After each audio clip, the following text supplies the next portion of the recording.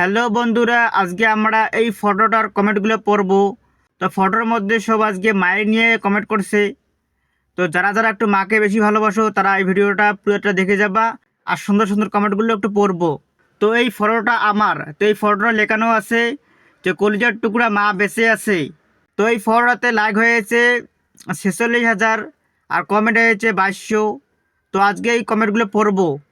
তো দেরি না করে চলো মায়ের নিয়ে কিছু সুন্দর সুন্দর কমেন্টগুলো পড়ে আসি।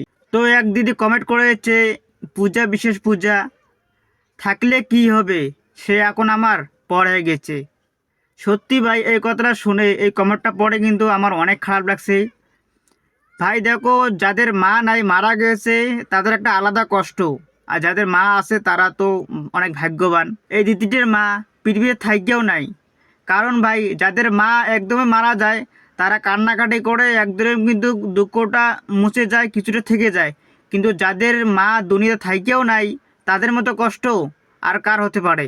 কারণ এদের মা দুনিয়াতে আসে কিন্তু তারপরেও মা ডাকতে পারে না। তাহলে এদের মতো কষ্ট কার আছে? তো আমরা সবাই একটু দিদিটার জন্য ভগবানের কাছে ইসে করব আর আল্লাহর কাছে একটু দোয়া টোয়া করবো, যেন এই দিদিটাকে একটু ভালোভাবে মানে শক্তি দিয়ে একটু দুনিয়াতে বাঁচতে পারে। কারণ ভাই, মা ছাড়া দুনিয়া সত্যি অন্ধকার।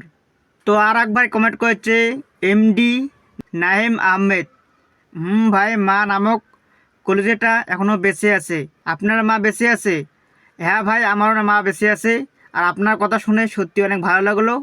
কারণ ভাই, বাবা মা ছাড়া দুনিয়াটা সত্যি অন্ধকার। আমার মা ভালো আছে, প্লাস অনেক সুস্থও আছে। তো আর এক দাদা কমেন্ট করেছে অন্তর চন্দ্রা দাস। ভগবানের কৃপায় মা বাবা দুজনেই আছে। তো দাদা, আপনার কথা শুনে অনেক ভালো লাগলো। বাবা মা ভালো থাকায় ভালো। তো আমরা যাদের যাদের বাবা মা আছে, আমরা সবাই বাবা মাকে দেখবো কীভাবে ভালো রাখা যায়, কিভাবে সুস্থ রাখা যায়, সবাই চেষ্টা করব। তো বন্ধুরা, আজকে সব কমেন্ট পড়লাম না, সব কমেন্ট পড়লে অনেক সময় লাগবে। তো যারা যারা এই ভিডিওটা দেখছো, যাদের বাবা মা ভালো আছে তারা একটু কমেন্টে আই লাভ ইউ বাবা মা একটু লিখে দিও। আর ভিডিওটা একটু শেয়ার করে দিও। আর নতুন একটু পেজটা প্লিজ ফলো করে দিও।